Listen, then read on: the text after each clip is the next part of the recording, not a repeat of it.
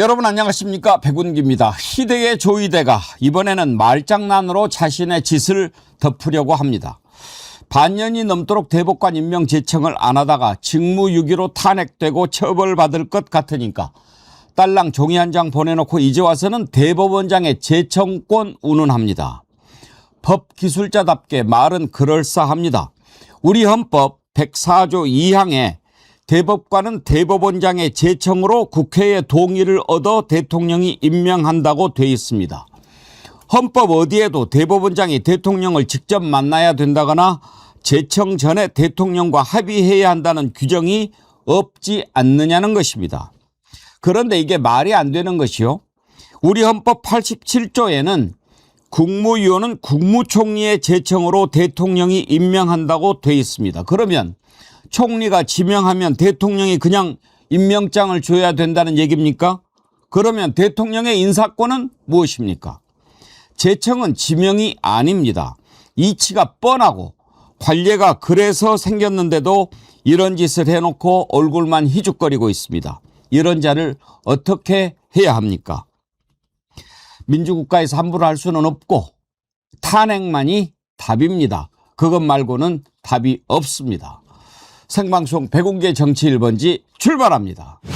이번 주 정어리볼에서 민어 소개해드리고 있는데 여러분 맛있으시죠? 드셔보신 분들이 재주문하고 계신 분들이 아주 많네요. 네, 반응이 아주 뜨겁습니다. 지금 3년째 이 철에 민어 준비해서 여러분들께 소개해드리고 있는데요. 지금 드시는 민어는 어느 때보다도 더 크고 싱싱하고 맛이 좋은 거 제가 자부하고 강력 추천합니다. 목포 현지까지 정어리몰이 내려가서 일일이 눈으로 확인하고 제일 크고 좋은 민어만 골라서 살아있는 민어를 당일 손질해서 보내드리니까요. 더군다나 신선도 유지하기 위해서 얼음 꽉 채워서 보내드리니까 아주 맛있게 드실 수 있을 겁니다. 여름에 보양할 수 있는 보양식 중에 최고봉 민어 5kg 이상만 손질해서 두세 분이 드실 수 있는 400g 한 팩에 담아서 드립니다. 민어탕 먹고 싶다 그러면 9,000원만 추가하시면 서더리탕 재료도 함께 보내드리는데 요즘에는 또 이렇게 주문하시는 분들이 많이 계시네요. 감사합니다. 여름철 민어 꼭 드시고 건강하게 마무리하십시오. 전화번호 1551-3158입니다. 전화 주시면 또 친절하게 주문 접수 도와드리도록 하겠습니다.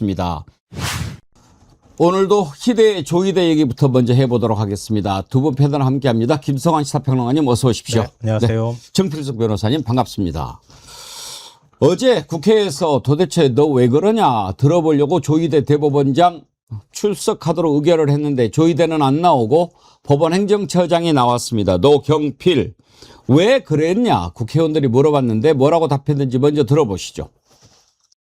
두 분이 만나서 합의한 이후에 서면으로 보냅니다. 근데 두 분이 만날 합의할 기회를 주시지 않았기 때문에 결국 마지막 남은 방법밖에 없었습니다. 대통령과 협의를 해야 된다면 나아가서 저희는 국회와도 협의를 해야만 그 동의권을 침해하지 않는 셈이 돼서 그건 적절하지 않다고 생각합니다. 일단 저 부분은 사실 확인이 필요합니다. 대통령을 만나려고 했는데 못 만나게 했다. 그래서 종이를 보냈다. 어떻게 봐야 될까요? 이게 말인지 밥인지 모르겠어요. 대통령을 만나게 해달라는데 안 만나게 해줬다? 아니 이재명 대통령이 지금 조이대 대법원장하고 행사 때나 이럴 때 만난 게 한두 번입니까? 그러니까요. 오부인하고 만난다 그래가지고 같이 만났던 적이 한두 번입니까? 그게 아니잖아요. 뭐 협의를 한다는 게 꼭 만나야 될 필요가 있는 건 아니거든요. 네. 예를 들어서 서면으로 미리 어떤 것 부분이 조율이 된 다음에 만나도 만나는 거지 아무것도 없이 그냥 대법관 제청해야 되니까 만나 주십시오 뭐 이런다고 만나시겠어요? 협의를 하려면 기본적으로 어떠한 틀을 가지고 누구를 선임할 예정인데 이 부분에 대해서 어떻게 생각하십니까? 이런 사전 교감이 있어야 만나는 거지 뭔 일이 있다고 그냥 무조건 닥치는데 만납니까? 아니, 그리고 지금까지 관례가 대면으로 만나서 상의해서 이런 사람을 하면 어떻겠습니까? 이렇게 결정해서 해왔지 않습니까? 아니, 근데 지금 저 말 안에는 그런 게 있는 거예요. 내가 대통령하고 단판 한번 줘볼게 만나서. 이러자는 뜻하고 마찬가지잖아요. 그렇죠. 사전에 조율을 해서 어떤 사람이 될지. 근데 지금 이제 대통령 임명권에 관한 부분도 얘기하지만 현실적으로 대법관 추천위에서 추천을 한다 하더라도 대법관들을 다 신상들을 확인하는 과정들이 없었을 거란 말이에요. 결격 사유가 있을 수도 있는 거고요. 뭐 하다못해 대법관 추천위원회에서 부동산 문제 재산까지 다 들여다보지 나오지는 않잖아요. 그러면 행정부의 협조가 필요한 상황이란 말이에요. 그럼 추천위에서 추천한 사람 가운데 어떤 사람이 검증을 통과할 수 있을지를 확인하는 절차도 필요한 거예요. 그러면 청와대 협조가 사실은 필요한 거란 말이에요. 그럼 사전에 내가 이 사람을 추천하고 싶은데 이 사람이 어때요? 라고 하는 절차들은 필요할 수밖에 없어요. 그러면 본인의 의사가 먼저 들어가야 되는 거 아닙니까? 그러면 그거를 가지고 사전에 조율하고 이런 과정들이 있고 난 다음에 대통령하고 대법원장이 만났을 때, 뭐 이렇게 추천해서 고생하셨습니다. 뭐 이러면서 감사합니다. 이렇게 해가지고 끝나고 그 다음에 추천하면 되는 거잖아요. 근데 조희대 대법원장의 태도는 이런 거죠. 나 만날래. 만나서 내가 해결해 볼게. 이게 뭡니까? 말도 안 되는 절차 가지고 얘기하는 거잖아요. 만날래를 하긴 했을까요, 정말로?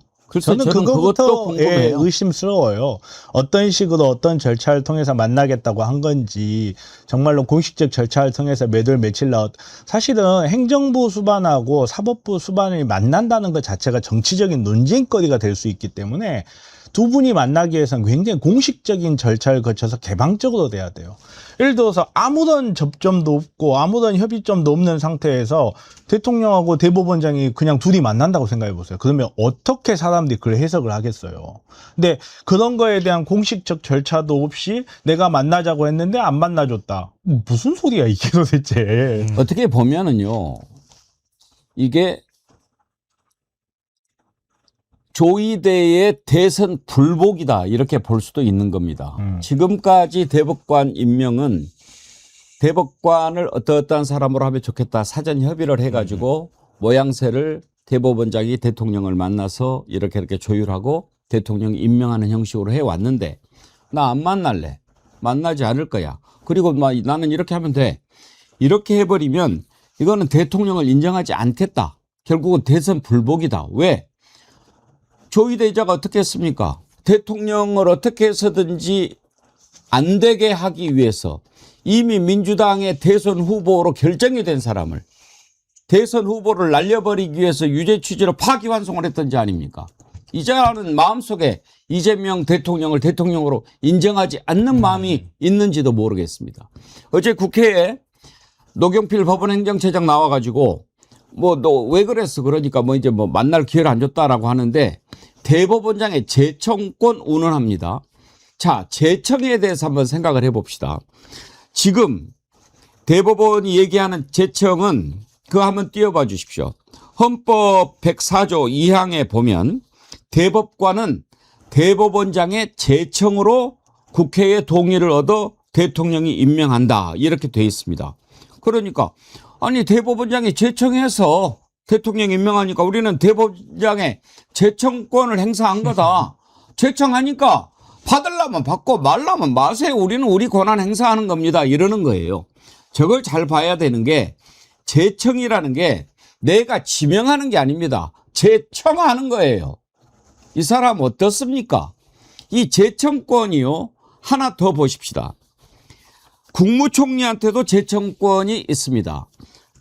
그거는 헌법 87조에 있어요. 국무위원은 국무총리의 재청으로 대통령이 임명한다. 그러면 지금 조희대의 논리를 그대로 따른다고 한다면 한석수 국무총리가 장관은요 이러이러이러한 사람 하세요. 그렇게 하면 대통령이 네 알겠습니다 하고 임명장을 줘야 된다는 얘기입니까? 이게 무슨 말도 안 되는 소리입니까? 정필석 변호사님, 재청이 뭡니까?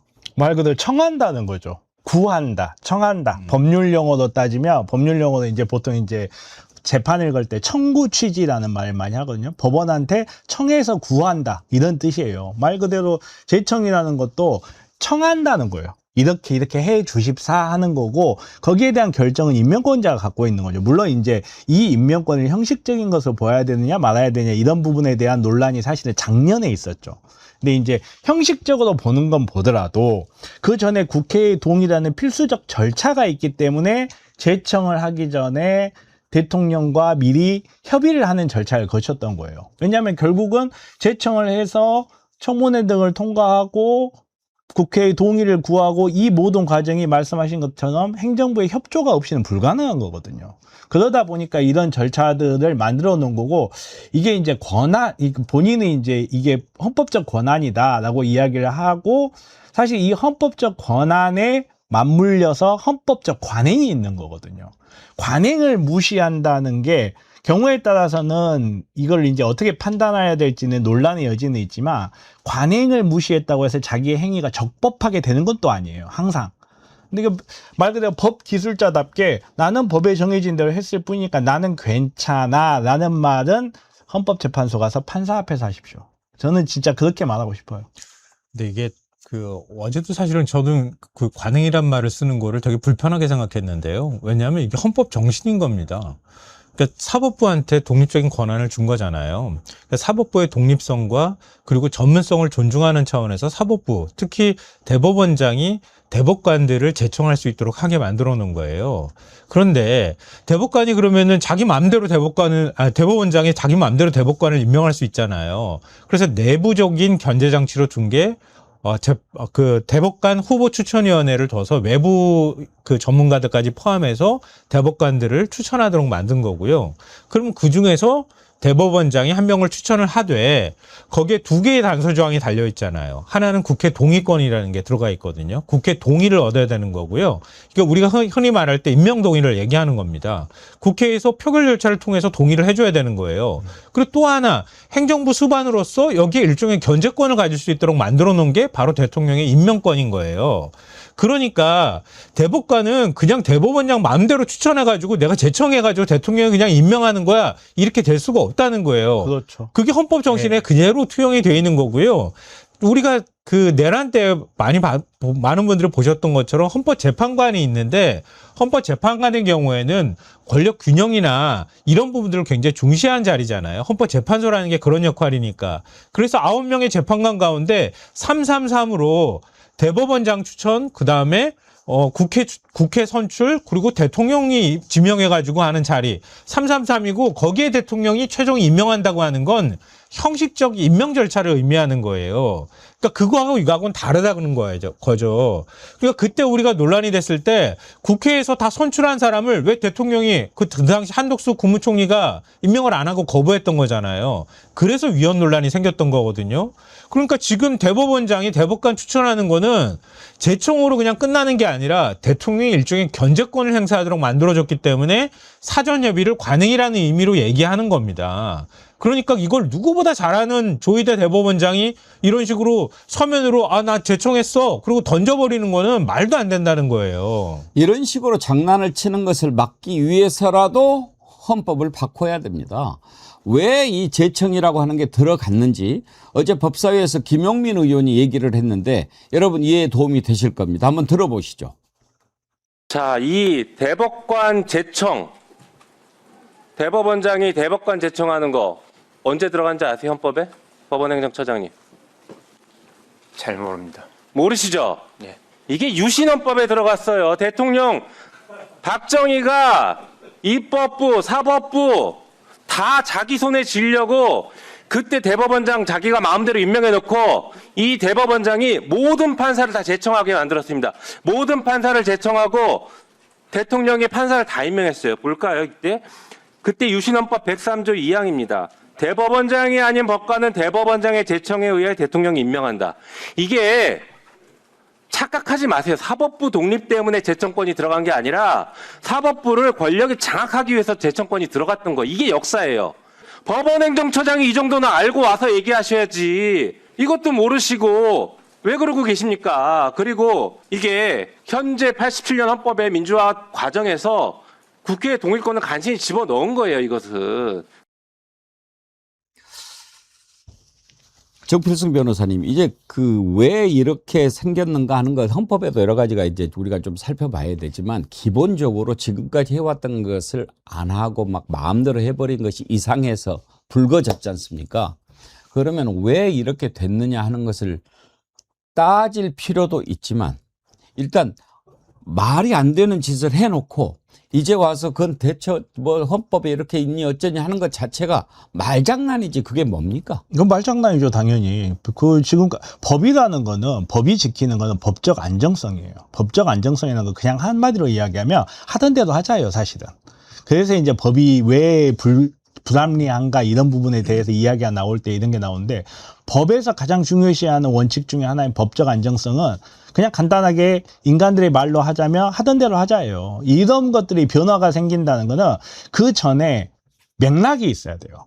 물론 이제 법이라는 게 어떤 걸 정해놓고 이대로만 하자라고 고집하는 건 아니거든요. 그러면 예를 들어서 사실 이게 방금 전에 김용민 의원님이 이야기를 했다시피 이 재청권에 대해서 헌법적 논란이 많았던 게 사실이에요. 아니 외국 같은 경우에 우리나라의 상권 분립에서 문제가 되는 것 중에 하나도 사실은 꼽히던 거예요. 왜 합의를 해야 되느냐 이런 부분에 대해서. 그래서 이제 정권에 따라서 이 합의라는 것을 악용을 하기도 하고 긍정적으로 이용을 하기도 하고 여러 가지 이제 역사적 맥락들이 좀 있긴 한데 근데 그 역사적 맥락들을 국민들이 전혀 모르는 상태잖아요. 근데 어느 날 갑자기 툭 튀어나와가지고 70년 아니지 27년 정도 됐죠. 27년 정도에 유지해 오던 이 관행을 하루아침에 바꾼다는 거는 그 자체로 위법하게 비춰질 여지가 굉장히 큽니다. 그리고 재청권이라는 게 말씀하셨다시피 대통령에게 제청한다, 이거 권력을 장악한다, 이런 뭐 역사적 맥락, 이런 부분들 법학자들은 이야기할 수 있죠. 저도 저 부분에 대해서 관심을 굉장히 많이 갖고 있기 때문에 사법부 독립이라는 취지에서 저는 솔직히 이번 기회에 그래? 제청했어? 가져와 봐 해가지고 국회에서 정말 탈탈탈탈 털어버렸으면 좋겠어요. 판사들이 지금까지 어떻게 살아왔는지를. 근데 이제 그런 부분이 약간 좀 자제된 부분들이 있는데 지금 이제 이 조이데이의 이 행위 때문에 사법부와 입법부와 행정부가 굉장히 심한 갈등 국면에 놓여버린 거예요. 그냥. 저 행위 하나 때문에. 근데 그렇다고 해서 이제 조이데이를 그다음에 이걸로 탄핵해야 되느냐 여기에 대한 의문들 많이 이야기하더라고요. 예, 탄핵해야 돼요. 예. 그게 헌법이 있는 이유예요. 법이 아니라 헌법이 있는 이유 그게. 자, 이제 두 가지를 따져봅시다. 조이대를 어떻게 해야 될 거냐 하는 거 하나. 그러면 이제 대법관들 임명하는 것은 어떻게 해야 될 거냐. 이 두 가지를 한번 얘기를 해볼 텐데 먼저 조이대에 대해서는 어제 김민석 대표가 강하게 비난하면서 너는 물러나는 게 맞다라고 얘기를 했는데 오늘 보니까 전국에 법치 파괴 조이대 물러나라 이런 현수막을 내걸도록 지금 지시를 했네요. 탄핵해야죠. 이건 좀 생각이 다를 수는 있긴 한데요. 일단 기본적으로 어제 김민석 당대표가 냈던 메시지는 일정하게 절제된 선에서 전 적절했다라고 생각하거든요. 그러니까 저도 그동안에 계속 얘기했던 게 조이대는 스스로 물러나는 게 맞다 이렇게 얘기를 또 했었고요. 그건 사법 쿠데타를 한 사람이나 다름이 없고 이제 사법부의 독립을 오히려 훼손한 사람이 대법원장으로 앉아 있는 거잖아요. 그러니까 그래서는 안 된다. 조이대는 스스로 물러나는 게 맞다라고 저도 보고요. 그러니까 이게 큰 틀 안에서 보면은 그동안에 사법부가 자기들 속에 갇혀가지고 오히려 대법원장이 자기의 어떤 제왕적 권력을 누려왔다는 걸 상징적으로 보여주는 장면이라고 보거든요.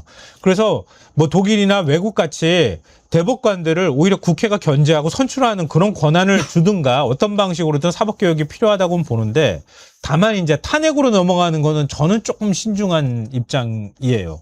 왜냐하면 조이대라는 사람이 지금 이훈구 대법관 퇴임까지 맞춰서 2명을 동시에 제청을 할 때는 그 이후의 일까지 아마 충분히 검토했을 거라고 좀 보거든요. 그러면 그러니까 이전에 한 명을 제청을 할 때 사전 조율을 거치지 않은 상태에서 자기가 일방적으로 제청했을 때는 굉장히 아마 정치적으로 부담스러웠을 거예요. 또 하나 이재명 대통령에 대한 국민들의 지지나 신뢰가 굉장히 높은 상황에서 그렇게 했을 경우에는 오히려 사법부에 더 큰 역풍이 불 가능성이 높다고 아마 판단했을 거라고 보거든요. 근데 저는 이번에 굉장히 괘씸하다고 생각하는 건 이 대통령의 국정 지지가 많이 떨어진 상황인데다가 2명을 동시에 이런 방식으로 한 명은 사전 협의하고 한 명은 자기가 일방적으로 서면으로 제청해버리면 사유를 삼기가 굉장히 어려운 데다가 만약에 국회에서 탄핵 소치에 들어가면 헌법재판소에서 자기가 하지 않았다는 그 행위로만으로도 위헌이라고 판단하기 매우 어려울 거다. 결국 이 정국을 더 끌고 나가가지고 대통령한테 훨씬 더 큰 부담을 주고 거기에 따르는 국민적 반발이나 야당의 반발을 조성한 다음에 나중에 가서 탄핵이 부결됐을 경우에는 더 정치적으로 부담스럽게 만들 수 있다는 생각도 했을 것 같거든요. 그러니까 저는 그래서 국민적으로 지금 어제 오늘 언론 보도가 많이 바뀌었어요. 어제는 관행이라고 표현하는데 오늘은 이 관행도 지켜야 되는 거다. 대통령의 일종의 임명권도 하나의 견제할 수 있는 힘이다라고 하는 언론들이 상당히 많이 늘어났어요. 이런 것처럼 국민들한테 여론을 좀 조성하고 야당에서도 민주당에서도 사법부 내부에서도 이런 문제에 대한 인식을 공유하고 의견을 좀 적극적으로 내도록 하게 만든다거나 이런 절차들을 밟고 그런 절차들을 충분히 밟아가면서 국민들의 여론을 만들어가는 과정들이 저는 매우 중요하다고 봅니다. 너무 정치적으로 부담스러운 상황은 현재까지 이 수준에는 탄핵을 곧바로 들어가거나 하는 거는 일단 단계적 접근 방법으로 좀 빌드업하는 과정이 좀 필요하다고 봐요. 그래요?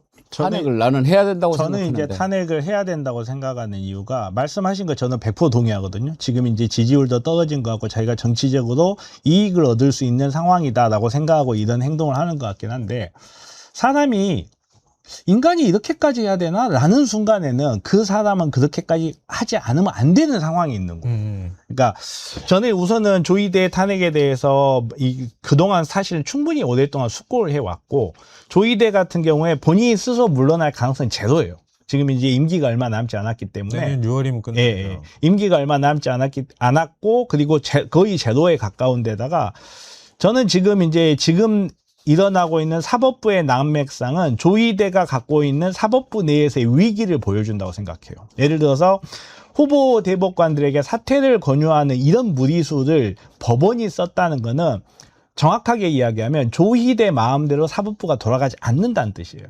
예를 들어서 기존에 있는 법관들을 조이대가 장악을 하는 상태가 유지가 된다면 두 명이 누가 들어오건 신경 쓸 필요가 없어요.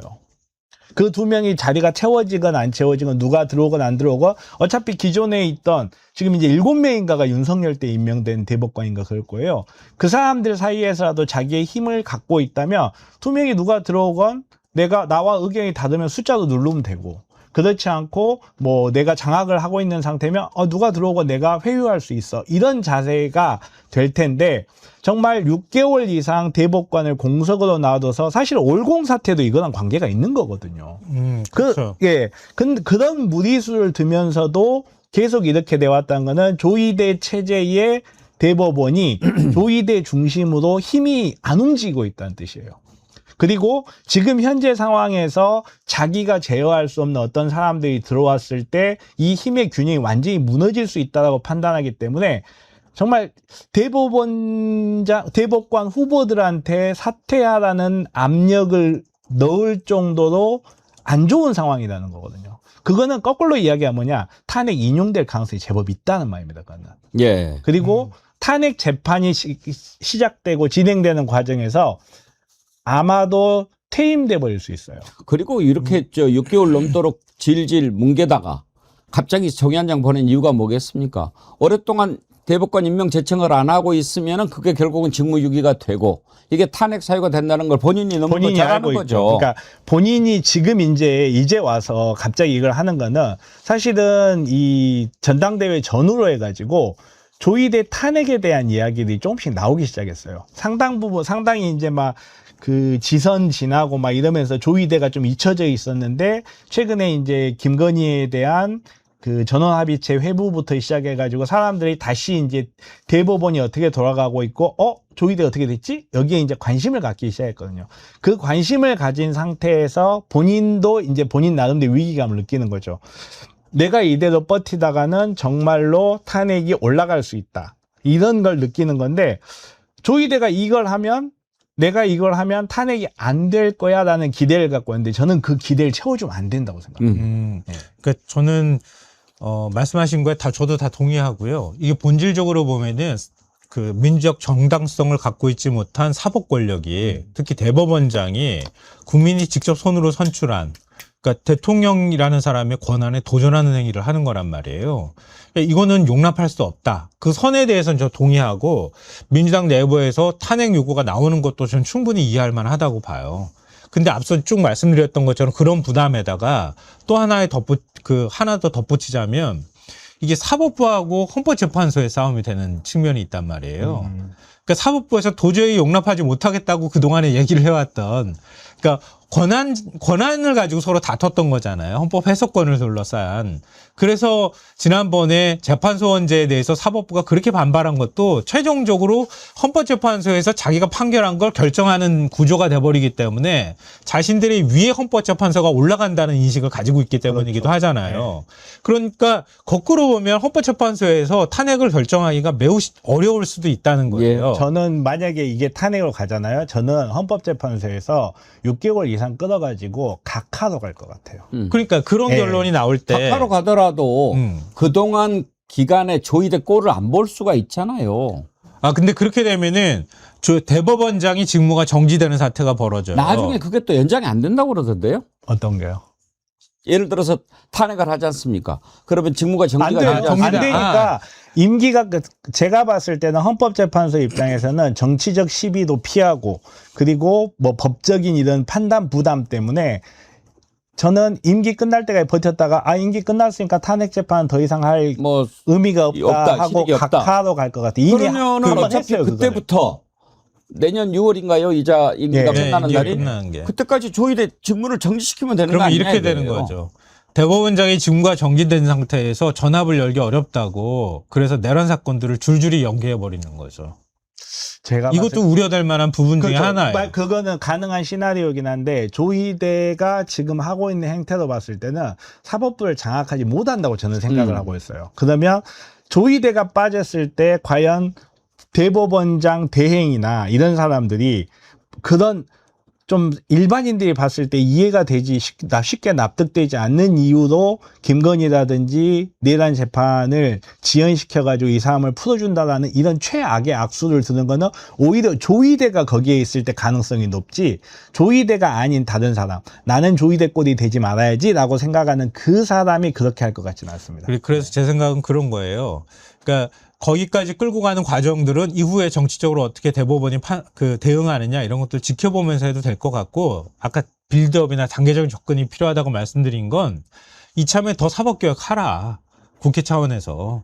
그러니까 뭐 독일처럼 법관선출위원회에 의회 연방 하원 의원들이 들어가가지고 같이 선출하는 작업을 하든 어떤 방식으로든 민족 절차를 가질 수 있도록 하게 만들든가. 이게 사실은 대법원장 혼자 대법관들이 임명제청권을 갖고 있는 나라는 거의 없단 말이에요. 아시는 것처럼. 그러면 그런 방식으로 사법개혁을 해나가면 되는 거죠. 제도적으로 그렇게 하면 제가 볼 때는 지난번에 대법관 증원을 26명까지 단계적으로 3년에 걸쳐서 2028년부터 하게 만들어 놓은 것도 어찌 보면 조희대 같은 대법원장이 나올 수 있다는 걸 확인했기 때문이기도 하거든요. 그러니까 이번에도 역시 대법관들에 대한 견제, 인사평가에 관한 문제, 법원 행정처를 없애는 문제, 그리고 대법관을 추천할 때 다양성을 갖도록 하는 문제, 이런 것들 등등 해가지고 미뤄뒀던 사법개혁안들을 강력하게 밀어붙이면 오히려 법원 내부에서 조희대 대법원장에 대한 비토 목소리가 더 커질 수 있다고 봐요. 그러니까 그 방법들을 통해서 국회가 적극적으로 사법개혁에 나서는 게 좀 더 필요하다고 생각합니다. 뭐 신중한 접근 충분히 이해가 갑니다만은 지금 국민들의 감정은 조희대 이자 더 이상 보고 있을 수 없다 하는 것이 더 높지 않을까 싶습니다. 송현님 그리고 대법원 법관들 의자도 너무 높아요. 식당 의자로 바꿔야 합니다. 사실 거기에 대해서도 논의가 많긴 해요. 예. 우리나라는 법원에 가면 법대라고 해가지고 네. 법관들이 변호사나 검사보다 훨씬 높은 곳에서 내려다보거든요. 이런 구조를 갖고 있는 나라 일본 정도밖에 없어요. 예. 평등한 위치에서 평등하게 다퉈야 된다는 게 우리 원래 사법 정신인데 우리나라는 사실 법원에 들어가는 순간 그게 다 깨져 있다는 예. 그런 부분에 대한 논의가 사실 굉장히 많습니다. 또 하나 짧게 이것도 살펴봅시다. 지금 이 대법원장의 대법관 제청도 세계적으로 유례가 없는 제도라고 해요. 미국이나 독일은 대법원장에게 대법관 제청권이 없고 대법원장도 그냥 대법관 중에 한 명이라는 거죠. 그렇죠. 사실은 그게 맞아요. 정말 중요한 이야기예요. 대법원장도 그냥 대법관 중에 한 명일 뿐이에요. 근데 우리나라에서는 이 대법원장이 마치 사실은 재판에서는 절대 그러면 안 되거든요. 재판 3명의 판사들이 동등하게 판단해야 되는 거고 대법원도 역시 9인 이상의 판사들이 동등하게 판단해야 되는데 우리나라 재밌는 게 재밌는 게 뭐가 있냐면 우리나라 전원합의체를 하잖아요. 그러면 대법원장은 절대 소수에 있지 않는다는 말이 있어요. 대법원장은 절대 소수 의견을 내지 않아요. 대법원장의 의견이 항상 다수 의견이에요. 아. 이게 굉장히 심각한 문제인데 사실 이런 관행이나 바꾸지.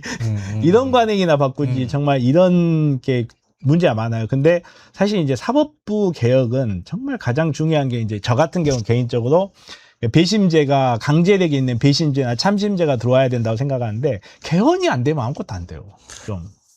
아까 이제 윤석열 때 유명한 대법관이 7명이라고 하셨는데 제가 알기로는 10명이거든요. 10명. 저는 그러니까 그러면은 그 사람들을 조의대가 대부분 임명 제청을 한 사람들이잖아요. 그렇죠. 근데 조의대 뜻을 어떻게 거스르겠습니까? 그게 되게 웃기는 거였잖아요. 아니 사실은 그리고- 거슬러야 되는데. 그렇죠. 자기 의견을 내야 되는 건데 의견을 못 내는 거잖아요. 눈치 보면서. 그러니까 이재명 대통령 선거법 위반 사건을 전압으로 바로 올려가지고 해도 딱 윤석열이 임명한 대법관들만 딱 동의하잖아요. 그러니까 그런 현상이 나타나는 거고 법관 인사권 문제도 계속 얘기가 나왔는데 법원행정처를 통해서 대법원장이 인사를 다 내버리니까 판사들이 거기에다가 코드를 맞춰서 전부 줄을 서잖아요. 그렇죠. 예. 그러니까 그런 문제들을 이번 기회에 다시 개혁하는 작업에 들어가야 된다는 거죠. 하여튼 조이대 징글징글합니다. 철웅이님 아주 좋은 아이디어 주셨는데 조이대 앉아있는 의자 스프링을 빼불어야 합니다. 예, 그렇게 하고 싶습니다. 자, 정말 사법부의 조이대 징글징글하다면 국회의 이자 정말 징글징글합니다. 어제 국회 과방위가 열렸는데 이준석이 과방이죠. 이준석이 출석을 했습니다. 당연히 난리가 났죠. 저런 게 어떻게 국회의원이냐. 퇴장시켜라. 민주당에서 난리가 났습니다. 그런데 이 좀 정신이 온전치가 않은 것 같아요. 뭐 정신이 온전하면 그런 짓을 하겠습니까? 국힘당의 조경태 의원은 이준석을 가리켜서 술 마시고 운전대에 앉아있는 꼴이다. 그렇게 비난했는데 그건 점잖게 얘기한 것 같고요. 저는 좀 정신이 온전하지 않은 자가 운전대를 잡고 있는 거라고 생각합니다. 이 정신이 온전하지 않으면 파란불에 가야 되고 빨간불에 서야 된다는 것도 모르고 사람이 지나갈 때 멈춰야 된다는 것도 모르는 거죠. 정신이 온전하지 않으면. 미친 거 아닙니까? 왜 미쳤냐? 어제요. 국회에 나와가지고 유튜브 생방송을 하고 있어요. 이게 뭡니까? 어제 그 송기현 위원장 얘기부터 먼저 들어보십시오. 의원님 여러분 잠깐만 기다리세요. 나가세요. 이 자리에 우리 회의를 우리 이진석 의원님 TV라면서 생방송하는 했거든요. 누가 하고 있어요? 누가 하고 있어요? 이거? 집단 린치라는 썸네일을 걸고 지금 유튜브 생방송 하고 있는데 네? 누가 중계하고 있습니까? 이진석 의원 누가 하고 있습니까? 저는 모릅니다. 본인 유튜브 이거 이진수 원실에서 지금 유튜브 방송하고 있는 거죠. 이거 집단 민치라고 썸네일을 미리 달아가지고 여기 이진석 의원 그 보좌진 있어요? 누구예요? 여기 지금 촬영하고 계신 반대편에 있을 거야. 나가서 하세요. 개인 방송은. 아니 말할 자격 없는 사람이 말하지 마세요. 어디 국회 상임위에 아니 국회에 나와가지고 자기 방송을 하고 있는 거예요. 그리고 썸네일을 아까 뭐 집단 폭력이라고 했는데 원래는 집단 린치, 예. 민주당 집단 린치 시작하기도 전에 썸네일을 저렇게 올린 거예요. 나 오늘 가면은 집단 린치 당할 거야 이렇게 생각한 거죠. 그랬다가 이게 문제가 될 것 같으니까 정면 돌파 이렇게 바꾼 랄지를 했는데, 아이 세상에 또 뭐 하나가 있냐면. 김현 의원 자리에 이렇게 다 카메라를 설치를 해놓고 거기를 이렇게 한 거예요. 그 짓을 한 자가 누구냐? 이준석이 보좌관인데 그 보좌관이 어떤 자인가 하고 봤어요. 그랬더니 또 이 자가 또 훌륭한 자더만 서부지법 폭동에 그걸 옹호했던 김해시 전 시의원 김위상이라는 자가 지금 이준석이 보좌관으로 가 있는 거예요. 거기에서 개인 유튜브 라이브를 하고 있었다. 이게 뭡니까 이게? 도대체 지금 저런 자가 국회의원이고 저런 자를 국회의원으로 우리 국회가 받아들여야 됩니까? 김수환 평론가님. 진짜 끼리끼리네요, 정말. 더 이상 어떻게 말을 못 하겠어요. 저는 이진숙이라는 사람이 국회 들어가면 저런 꼴이 날 거라고 생각했던 거예요. 국민의힘 안에서도 우려했던 사람들이 있거든요. 제가 방송 때문에 만나는 보수 패널들이 이진숙 저 들어가면 안 된다고 그런 얘기들을 그냥 대기실 안에서 저랑 나누기도 했었단 말이에요. 그러니까 이진숙이라는 사람이 위험한 건 뭐냐면요. 이 사람은 무슨 거창한 철학이나 가치가 있는 사람이 아니에요. 그냥 필요하면 하는 사람인 거예요. 그러니까 자기가 지금 대구고 달성이고 거기에 지금 강성 지지층이 모여 있고 그 사람들한테 어떻게 하면 입맛에 맞출지를 잘 아는 사람인 거예요. 그리고 저기 생방 라방하는 것도 마찬가지인데 저것도 자기가 어떻게 지금 비판을 받을지 뻔히 아는 거잖아요. 너무 영악하고 사악한 인간인 거예요. 그러니까 그런 인간이 지금 국회 들어가면요. 무슨 짓을 벌일지 모르는 거예요. 제가 볼 때는. 자기한테 권력이 도움되면 무슨 짓이든 다 할 수 있는 사람이에요. 국민에 대한 공공복리나 이런 건 아예 안중에도 없는 사람인 겁니다. 저 사람 뽑아놓고 난 다음에 어떻게 뒷감당하려고 그러는 거예요? 도대체 국민의힘은. 그렇죠. 저런 사람은 공천을 줬다는 것 자체가 문제인 거죠. 그렇죠. 예, 공천을 준 행위, 공천이라는 게 뭐예요? 공적으로 청구하는 거 아니에요. 근데 저 사람한테 공천을 주고 이제 와서 같이 손가락질하는 것도 좀 역겹고, 그리고 제가 저 라이브 방송 하는 거 알았으면 슈퍼챗 3만 원 쏜 다음에 정치자금 보유받은 고소 있을 텐데. 아무튼 이게 뭐 부업하는 것도 아니고 이게 뭐 하는 거라고 해야 되죠? 유튜브 라이브를 국회의원이 본인의 업무 시간에 한 거 아니에요? 본인의 업무 시간에.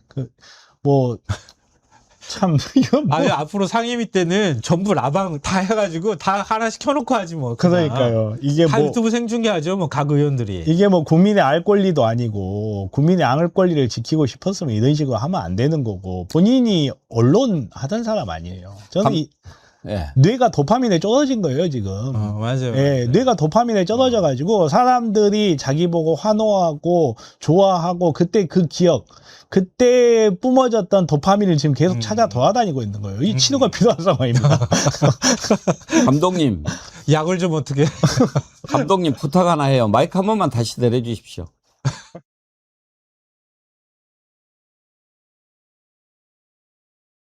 정점조님, 대구 달성 시민들은 각성해야 합니다. 이런 개보다 못한 자를 뽑아준 지역민들도 책임져야 합니다. 제가 몇 차례 말씀드렸죠. 어떻게 저런 자를 뽑습니까? 그런데 뽑아도 정말 그 지역 구민들을 모욕하는 짓을 그 지역의 대표라고 하는 자가 저질렀으면 엄하게 혼을 내야 되지 않습니까? 그런데 제가 오늘 이걸 보고 상당히 절망했어요. 국힘당의 달성 군 의원들이 이진숙을 지금 제명해야 된다라는 여론이 많이 나오니까 국민의 선택을 집합지 마라 이런 글을 올렸다는 거예요. 정말 이러면은요, 달성 군에 이런 자만 있겠습니까만은 달성 군은 대한민국이 안 되는 거예요. 말이 됩니까? 그리고 국민의 선택을 짓밟은 게 누굽니까? 누가 지금 국민의 선택을 짓밟고 있냐고요. 국민들이 과방에 가가지고 저러라고 뽑아줬을까요? 잘 하라고 뽑아준 거 아니에요. 그 개인들, 거기에서 표를 준 사람들의 삶을 낫게 해달라고 뽑아준 거 아니에요. 근데 저기 가가지고 자기 혼자 뜨겠다고 라이브 켜고 있으면 이게 국민들이 라이브 켜라고 표를 준 거예요? 누가 배신을 한 거냐, 누가? 근데 저는 이진숙이 열었다고 하는 5.18 포럼이 무슨 학술 행사라고 이렇게 포장을 해가지고. 술 행사요? 술?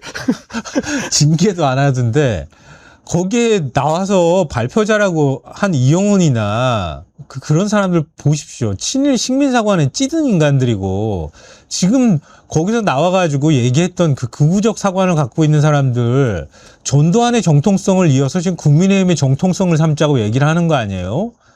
근데 그 정통성이 지금 5.18로 깨져버렸다고 얘기를 하는 거 아니에요. 그걸 5.18을 소요로 만든 다음에 우리의 보수의 정통성은 그거다. 그래서 이승만부터 시작하는 정통성이 면면이 이어오는 정당이다라고 주장하는 거잖아요. 그걸 어떻게 그런 사람들 불러놓고 이걸 학술 행사라고 지금 얘기를 할 수 있겠습니까? 전통성이라는 게 전두환 대통령 성격인 줄 아나? 아니 그걸 잊겠다는 거예요 전두환 지금. 비서실장 했던 자도 나와가지고 뭐 전두환이가 얼마나 훌륭한 일을 했고 해외여행 자유화도 그때부터 했고 이런 개소리를 하지 않았습니까? 허화평은요 너무 잘 아시겠지만 언론에서조차도 허화평 이름도 올리기 싫어했던 인간이에요. 그 인간을 지금 다시 불러가지고 그 자리에 앉혀놓는단 말이에요. 권상님이요. 이준석 혹시 개한테 물린 건 아닐까요? 그러셨는데 글쎄요. 개한테 물렸든지 저는 뭐 그런 생각도 들어요. 너무 빵을 많이 먹으면 이렇게 되는가 그런 생각도 드는데 이준석이 뭐라고 시부렸는지 한번 들어보십시오. 5.18 민주화 운동을 왜곡하고 폄훼했습니다. 이진숙 의원은 하루빨리 자진 사퇴하십시오. 국회의원으로서 자격이 없습니다. 토론회를 열었다는 것 자체로 시비를 건다고 하면 5.18을 성역화시키는 것이고 성역화가 우리 사회에 존재하게 되면 많은 금기가 생깁니다.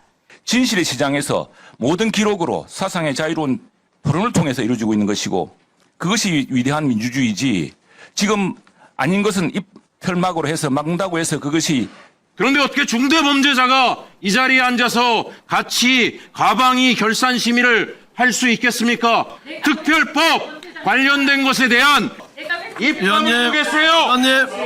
부끄러워야지 부끄러운 집단 폭력입니다. 무슨 집단 폭력이야? 주세요, 위원장님. 당신이 지금 강민식인데 내버려야 됩니다. 집단 폭력을 행사하고 있는 거야. 우리 과방위는 허위 조작 정보, 혐오 표현에 대한 제재와 대응을 담당하는 주무 상임위입니다. 저런 자리에 이준석이 앉아 있을 수가 없습니다. 저건 정상이 아닌 거죠. 국회의원으로 제가 인정할 수도 없지만 저 자리에서 과방위의 대책을 논의하고 이준석한테는 그렇게 할 수 없습니다. 같은 당의 국힘 조경태 의원은 술을 마셨는데 음주운전 하지 않았다와 같은 말이다 이렇게 얘기를 했는데 너무 점잖게 비유한 거죠. 일단 들어보시죠. 이번에 무관하다는 그런 표현을 본인도 쓰고 또 일부 정치인들이 대변한다고 하는데요. 그러면 무관하다면 왜 그런 행사를 개최했는지 거부파 인사들과 12.12 군사 반란 및 5.18 관련자들을 모아놓고 토론회를 개최하지 않았습니까? 네네. 여기서 전두환에 대해 학살당한 사람들을 조롱을 했습니다. 민주주의 최후의 보루인 대한민국 국회에서 벌어진 거부들의 말잔치에 판을 깔아준 게 누굽니까? 바로 이진숙 의원 자신이거든요. 네. 이진숙 의원의 변명, 주변 사람들의 변명은 결국은 술을 마셨는데 음주운전을 하지 않았다는 그런 말과 같은 말이거든요. 네. 저는 지금이라도 당장 5.18의 어떤 희생자분들과 그리고 또 국민들께 또 사과와 반성해야 되고요. 네네. 또 국회의원에서도 스스로 물러나는 것이 그것이 저는 좋겠다 이런 생각입니다. 참 점잖게 얘기를 하시는데 저 이준석의 주장을 옹호하는 거는요. 지난번에 개헌을 반대한 이유가 5.18 정신을 헌법조문에 수록하는 것 때문에 반대했다는 얘기랑 마찬가지인 거예요. 그러면 헌법 정신에 5.18 정신이 들어가는데 5.18을 소유라고 얘기하는 게 어떻게 되는 겁니까? 그러니까 말이 안 되는 거잖아요. 학문의 자유, 토론의 자유라고 하는데 그러면 제가 오늘 국회 가가지고 이진숙 사람 새끼 만나 하고 토론해도 돼요? 그렇게 그런 다음에 내가 무슨 소리냐 이진숙을 성역화하냐 토론의 자유가 그렇죠. 있다 그러면 되냐고요. 저 불러주세요. 그게 중요한 건데 2004년이었나 미국에서 어떤 재판이 있었냐면 저희 창조주의론하고 진화론하고 재판이 있었어요. 이 재판에서 창조주의 이론을 주장하는 사람들이 우리도 과학이고 우리도 토론의 자유가 있고 우리의 학문의 자유가 있다 이런 식으로 주장을 했어요. 그리고 진화론만 배울 게 아니고 창조론도 다루는 것이 공평한 것이다라고 했는데 그때 당시에 재판 판결문에 보면 어떤 이야기가 있냐면 목적을 가지고 이루어지는 것은 학술 토론의 외형을 띠고 있다 하더라도 그거는 외형적 형식을 갖추기 위한 것에 불과할 뿐 결론은 목적을 위한 것일 뿐이다. 이런 판단을 내린 적이 있어요. 그러니까 얘들이 지금 하고 있는 것도 그냥 한 2,300보 양보해가지고 학술의 자유다. 그러면 주장과 반론과 근거들이 있어야 돼요. 근데 여기는 그런 게 없었어요. 오로지 자기네들의 특정 목적을 가지고 특정 목적에 맞는 이야기를 해줄 사람들만 모아놓고 이야기를 한 거예요. 이거에 대해서 학술을 이야기하는 건 학술을 모욕하는 겁니다, 이거는. 근데 제가 더 심각하게 보는 거는요. 최근에 자꾸 이 극우 진영에서 표현의 자유를 얘기한단 말이에요. 그게 되게 웃기다고 생각하는 건데요. 이게 일종의 극우의 허들을, 사회적 허들을 자꾸 낮추는 거예요. 이 허들이 점점 낮아지는 거예요, 지금. 옛날에 그랬으면은요, 이거보다 훨씬 더 격한 반응이 우리 사회에서 나왔을 거거든요. 나와야 정상이고요. 근데 지금은 그거에 대해서 무감하게 자꾸 넘어간다는 거예요. 너무 지나치게 반발한다는 것에 대해서 뭐야, 뭐 아직 저렇게 해? 이런 사람들도 꽤 많이 늘어나고 있다는 뜻이거든요. 이렇게 해서 극우의 허들을 하나씩 낮추다 보면은 어느 순간 극우가 집권하는 사회가 될 수도 있다는 거예요. 이게 굉장히 위험한 겁니다. 극우가 우리 이미 한번 집권한 것 같은데. 아, 윤석열은 극우조차도 안 되는 그냥 잡스러운 그거 사람이고, 제가 볼 때는 그러니까 이렇게, 그러니까 장동혁이 원하는 것도 이런 거라고 저는 보거든요. 그러니까 이걸 우리가 낮추지 않도록 사회적으로 계속 이걸 지켜주도록 노력해야 되는 거예요. 이게 서구 사회에서 벌어진 일이기도 해요. 이런 식의. 리멤버 123님이요. 이진숙 말에 동조하는 사람들은 전부 잡아다가 광주 시민들이 당했던 그대로 똑같이 해줘야 합니다. 당해보면 이게 얼마나 무서운 일인지 알 겁니다. 그러셨는데요.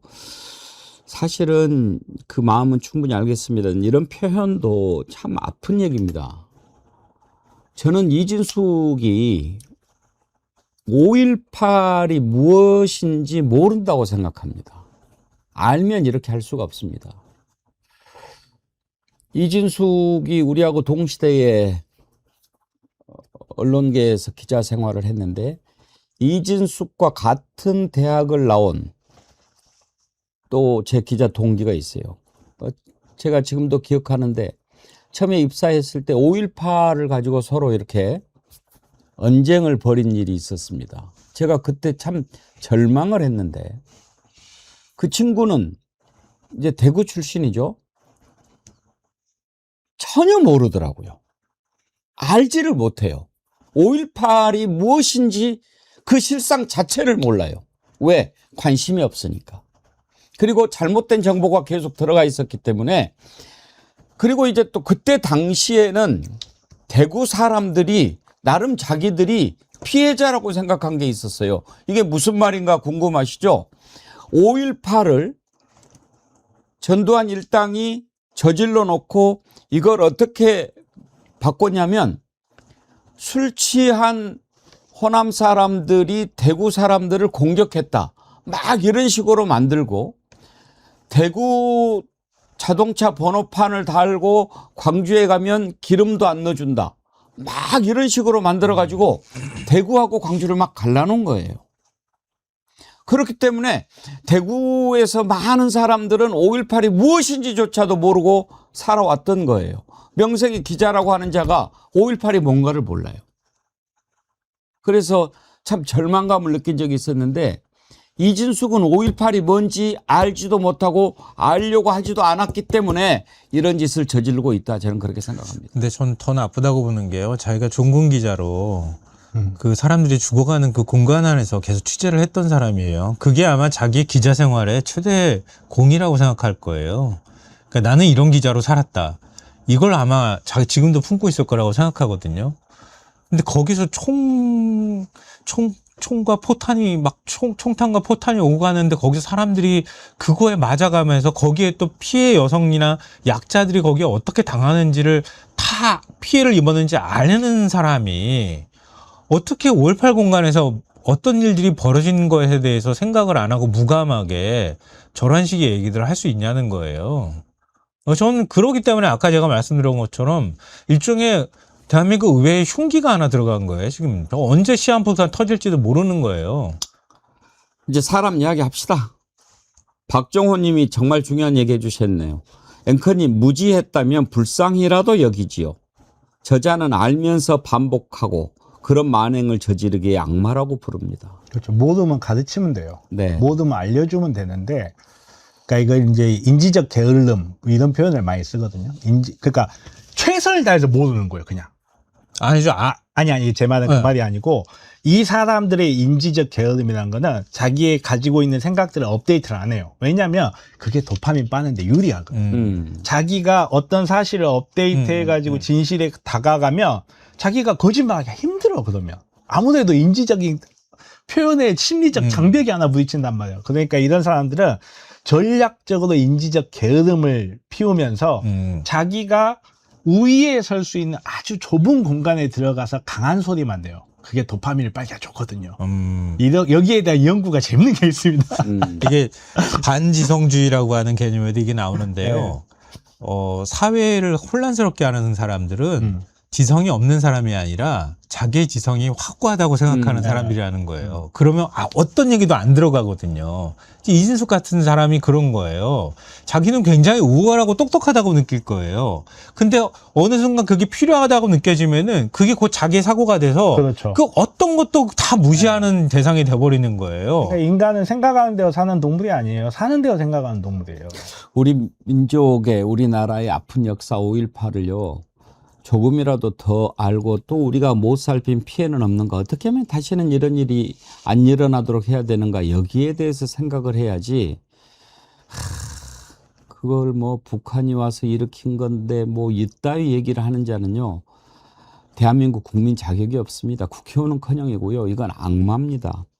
나그네님, 나 어릴 적 소문에 전라도 사람들이 북한의 지령을 받아서 폭동을 일으켰다고 경상도로 넘어온다고 바리케이드 치고 경계를 선다고 하더만, 경남 하동 분이신가 봐요. 이런 소문이 막 돌았다니까요.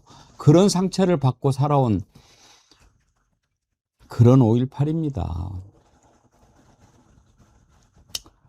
이진숙은요, 반드시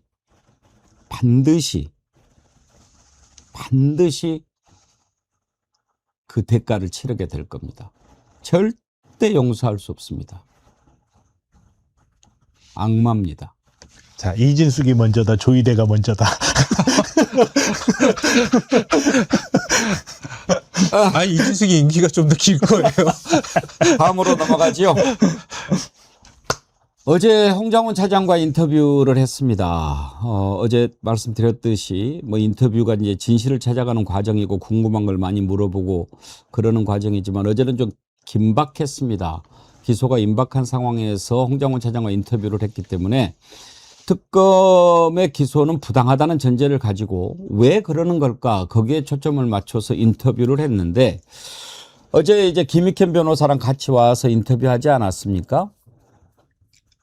정말 궁금한 게 왜 그러는 걸까요? 라고 했는데, 이제 그 대체로 보면 약간 그런 뉘앙스로 얘기를 한 것 같아요. 이제 특검을 상대로 너무 지나치게 얘기하는 것도 좀 부담스럽겠지만, 일단 특검이 뭔가 뭘 좀 잡아놓고 있는 것 같다. 그 틀에 자꾸 맞추려고 하는 것 같다. 이런 의구심을 갖고 있더라고요. 그리고 또 나아가서는 1차 내란 특검과 어떤 좀 묘한 경쟁의식 이런 게 좀 있는 것 같기도 하다. 그래서 아무튼지 절대 기소는 되지 않도록 해야 된다. 기소가 되면 어떻게 됩니까? 한 사람 인생이 망가지게 됩니다. 윤석열도 이야기하지 않았습니까? 한 사람 망가뜨리는 거 매우 쉽습니다. 숙련된 법 기술자들이 그냥 계속 이렇게 해서 3심까지 끌고 가버리면 그건 뭐 완전 사람 바로 파탄 나게 돼 있습니다. 이 새끼 건들 하면서 막 이렇게 한 거 기억나지 않습니까? 그래서 어떻게 해서든지 기소는 안 되게끔 해보려고 우리가 노력하고 그랬는데 결국은 어제 기소를 했습니다. 어제 홍장훈 차장한테 왜 그런다고 생각하느냐라고 물어봤는데 한번 다시 들어보시겠습니까? 국정원과 내란 우두머리 대통령의 지시 관계를 연결하는 그 끈은 그 유일하게 저였잖아요. 그래서 제가 어떤 행위를 했다고 평가하는가에 따라서 국정원에 대한 역할 평가가 달라지는 거죠. 그러나 지금 종합특검은 국정원이 내란에 깊이 관계했다라고 저는 뭐 예단했다고 생각하고 그렇기 위해서는 홍장훈 차장을 어떻게든 내란 우두머리의 지시를 이행하려 했다라고 하는 부분을 입증하려 하는 것 같습니다. 저런 의심을 갖고 있더라고요, 정필승 변호사. 저는 개인적으로 특검이 몸조심한다고 생각해요. 윤석열이 그랬죠. 특검 너네들은 무사할 것 같냐. 이런 식으로. 정권 바뀌거나 무사할 것 같냐. 그러니까 저는 이제 처음에 홍장원 우리 차장님 기소했다고 할 때 뭐라고 했냐면 500원짜리 OS 재판 또 하려고 한다. 저는 그렇게 평가를 했어요. 그러니까 정말 이거를 법적으로 어떻게 평가를 해야 될지 아주 작은 문제. 그러니까 그 사람이 다 잘했어. 근데 사소한 문제가 요만큼 있네. 요걸 가지고 기소를 하겠다라는 저는 그렇게 평가를 해요. 근데 그럼 왜 기소를 할까? 홍장원 차장에 대한 국민적인 지지도도 굉장히 높고 많은 사람들이 내란을 막은 영웅이라고 평가했는데 저 사람을 기소함으로써 특검이 얻는 이익은 뭘까라고 평가를 해봤을 때 나중에 아니 이러이러한 부분 그러니까 저는 다시 말하자면 홍장원 차장님이 내란에 관여했을 것 단 1도 의심하지 않아요. 네. 하지만 형식적 자료를 놓고 봤을 때 의심할 여지가 있다. 미필적 고의가 있지 않느냐. 내란이 진행되기 전까지 이 사람이 내란이 진행될까라는 걸 알았는지 몰랐는지 그 고의 여부를 떠나서 어떠한 행위가 내란에 결과적으로 도움을 주지 않았느냐 이런 클로들이 나올 수밖에 없어요. 그 역할에 있었던 사람이기 때문에.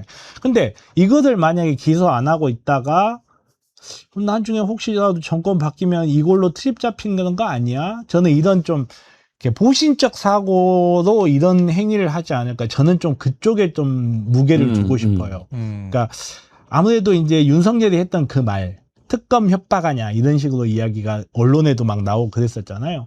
저는 그 협박을 했던 윤석열의 그 말은 검사 30년 해봤던 윤석열의 경고이고 자기의 내심을 표현한 거라고 봐요. 그래서 특검 입장에서 이 부분에 대해서 기소를 해야 되나 말아야 되나 고민을 했을 수도 있죠.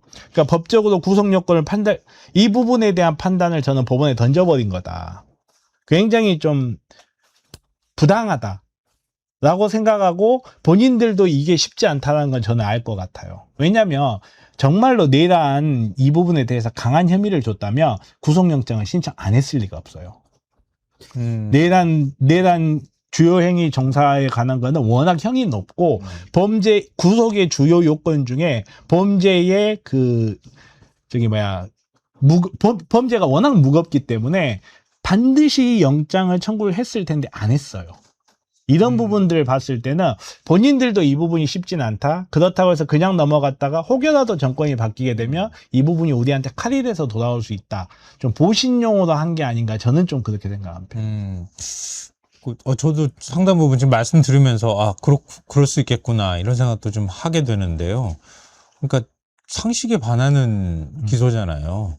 왜냐하면 홍장원 전 차장이 조태용 국정원장하고 거의 비슷한 시간대 체포 지시를 받았단 말이에요. 조태용이 대통령실에 들어가가지고 윤석열을 제일 먼저 만난 사람 당사자 중에 한 명이잖아요. 그 전에 조태용이 지금 미국 갔다는 사실을 모른다는 얘기가 나올 정도로 그렇게 해서 홍장원 전 차장한테 연락을 해서 체포하라고 지시를 그러니까 방첩사하고 협조를 해서 체포하라고 지시한 거 아니에요? 근데 그걸 거부한 사람이에요. 그럼 자기가 거부를 하고 안 했는데 대통령이 지시했는데 직접 전화를 해서 지시한 대통령의 명을 어긴 사람인데 그 내란에 자기가 협조를 하면서 다녔다고요? 이게 뭐라고 이걸 설명을 해야 됩니까? 그러니까 법적으로 딱 그냥 법리적인 거예요. 그냥 법리적으로 구성을 하면 어떻게 되냐면 내란이라는 행위가 있을 때까지 하고 체포 명령이 있을 때까지 시간 간격이 있을 거잖아요. 그리고 이게 실제로 시행이 되려고 할 때 이런 시간 간격이 있단 말이에요. 그리고 내란을 시작한 시점과 내란이 종료된 시점 이거 시점으로 이렇게 나누게 되면 얘네들이 제가 생각했을 때 얘네들이 판단했을 때 체포를 거부하는 시점까지 협조하지 않았느냐. 저는 이런 논리라고 봐요. 근데 이게 제가 아는 선 안에서 이런 거예요. 윤석열의 체포 지시가 왔는데 자기가 거부하고 조태용한테 자기가 보고를 해요. 조태용이가 그걸 무시했다는 거잖아요. 그리고 지금 경찰청하고 협조를 해가지고 뭐 내란에 가담하도록 하게 만들었다 이렇게 얘기를 하는데 그거는 제가 보면 조태용이 시켰을 거예요. 그러니까 아마. 누가 시켰느냐가 얘네들 생각에는 누가 시켰느냐보다는 형식적으로 어떻게 돼 있느냐를 본다는 거예요. 그래서 제가 생각했을 때 선 안에 있기 때문에 그렇죠. 책임을 져야 한다. 그 선 안에 있기 때문에 뭔가 책임이 있을 수밖에 없다. 그리고 내란이 시작된 시점과 체포를 거부한 시점까지 이 중간 관계에서 어떤 역할을 했으니까 체포 지시도 내렸을 거 아니냐. 이런 굉장히 형식적이고 정말 대한민국 법조인다운 판단을 저는 했다고 봐요. 제가 대한민국 법조의 가장 큰 문제점은 대한민국 법원, 특히 이제 검사나 판사들의 가장 큰 문제점은요. 법을 모르는 게 아니에요. 법밖에 모르는 거예요. 저는 지금도 홍장원 차장의 결백과 진실을 믿습니다. 그는 아직도 영웅입니다. 이번에 무리한 기소를 했다고 생각하는데 아무튼 이제 그 재판 과정에서 여러 가지 사실들이 진실이 제대로 좀 밝혀질 수 있기를 바라는 마음입니다. 어제 저녁에 청와대에서 이재명 대통령과 이번에 전당대회에서 대표로 서로 경선을 했던 김민석, 정청래, 송영길 세 분 다 모여서 만찬을 했더라고요. 상당히 이제 분위기가 좀 화기애애했는데 한번 그 모습을 보도록 할까요? 보는 동안에 어제 뭐 먹은 것이 막 좋던데 우리도 뭘 먹으면서 봅시다. 그 지금 민어회를 우리가 그 소개를 해드리고 있는데 사실 그 어제 그제 패널들한테 좀 드렸거든요. 아, 그래요? 근데 오늘 또 두 분 안 드리면 삐칠까봐 지금 준비를 했습니다. 안 주셨으면 서운할 뻔했어요. 다른 것도 아니고 민원대. 민원대. 여름 최고 보양식 민원대요. 자, 어제 청와대의 모습 잠깐 보시는 동안에 차리도록 하겠습니다.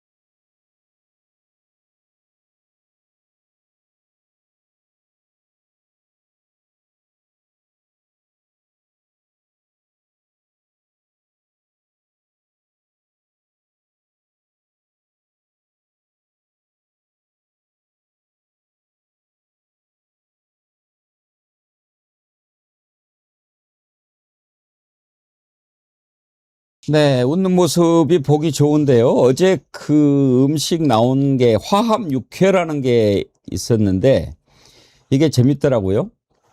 유자 소스를 곁들인 인삼 육회. 왜 이렇게 했을지 혹시 짐작 가는 바가 있으십니까? 정필승 변호사님? 유자 소스를 곁들인 맛있겠다는 생각. 인삼 육회. 이게요. 육회는 종로잖아요. 그래서 네. 고향 김민석, 인삼, 금산이잖아. 정청래, 그거 고흥이구나. 고흥유자, 송영길. 그래서 이 세 분의 고향을 또 이렇게 그 고향에서 만든 거 그런 뜻이고 또 유자는 피로 회복에 좋고 인삼과 소고기는 몸 보양에 좋고 그래서 피로를 풀고 건강을 회복했으면 하는 대통령의 마음을 담아서 준비를 했다라고 하는데 사실은 뭐 유자 소스를 곁들인 인삼 육회보다도 정어리모래 민어회로 했으면 훨씬 더 좋았을 것 같기는 합니다. 드십시오. 민어는 어디서 나옵니까? 이 민어는 목포에서 목포에서 정어리몰이 직접 공수를 해온 겁니다. 지금 3년째 여름철이면 정어리몰에서 민어회 소개해드리고 있는데 이 민어가 맛있으려면 커야 돼요. 5kg 이상 되는 것만 현지에서 딱 손질해가지고 바로 보내드리기 때문에 맞습니다. 제가 오는 분들마다 문제 내는데 혹시 다 아시나? 정필승 변호사님, 민어의 민자가 무슨 민자인지 아세요? 백성민자. 맞아요. 이게 백성민자예요. 그리고 참 임금님한테 진상하는 그런 건데 맛있게 드십시오. 맞습니다. 근데 이렇게 한 마리가 무슨 정말 큰 이렇게 커요. 있는 부분부터. 난 사실 요즘에 덕택에 매일 민어 먹네.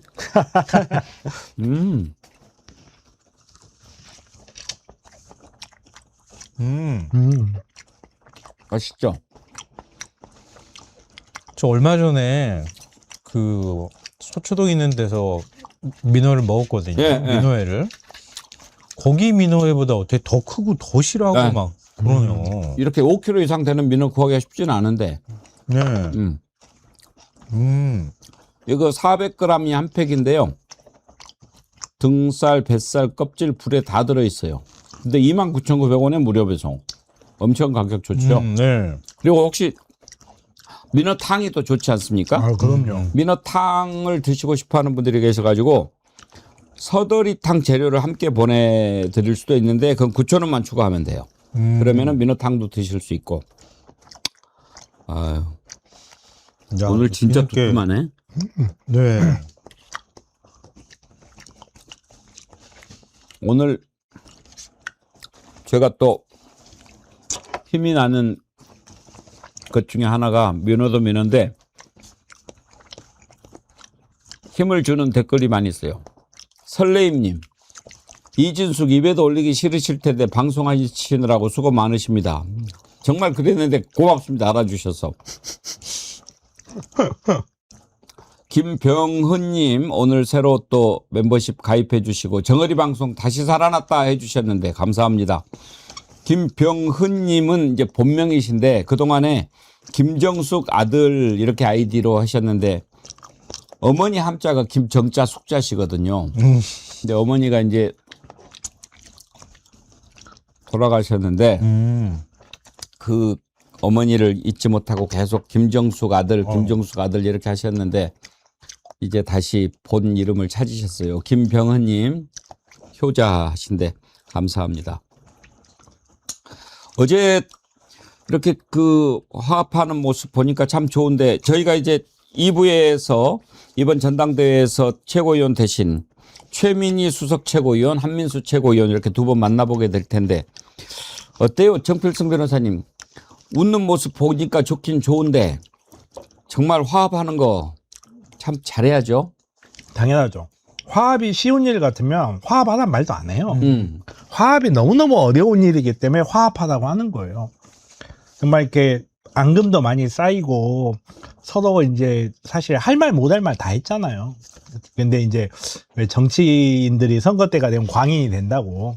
이제 선거 지났으니까 안 돼도 돼야 됩니다. 안 돼도. 싸울 때 싸우더라도 우리 안 보는 데 싸우세요. 원래 싸움 소리는 담장을 안 넘어가면 된다 그랬어요. 네. 알겠습니다. 2부에서 또 어떻게 화합에 대해서 생각하시는지 친청계죠. 또 진석계 최고위원도 섭외가 되는 대로 여러분 모셔서 말씀 듣도록 하겠습니다. 오늘 1부 함께해 주신 김성환 시사평론가님, 정필승 변호사님 두 분 수고하셨습니다.